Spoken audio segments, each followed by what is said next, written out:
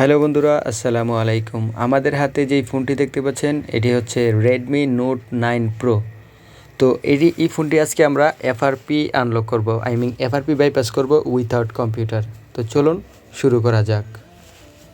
প্রথমে আমরা এটাতে নেক্সটে ক্লিক করব, তারপর ইউনাইটেড কিংডম বা বাংলাদেশ যে কোনো একটা সিলেক্ট করতে পারেন, তারপর নেক্সট, তারপর আবার নেক্সটে ক্লিক করব, তারপর অল টার্মস অ্যান্ড কন্ডিশন, তারপর নেক্সট, তারপর আমরা আবার নেক্সটে ক্লিক করব।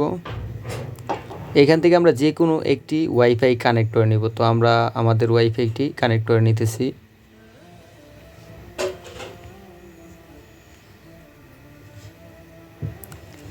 তারপর আমরা অ্যাসিস্ট্যান্ট মোডটা আনবো আর কি। তো এর জন্য আমাদেরকে একটু ব্যাক পেজে চলে যাই, তারপর ভলিউম আপ অ্যান্ড ডাউনে প্রেস করে ধরে রাখবো।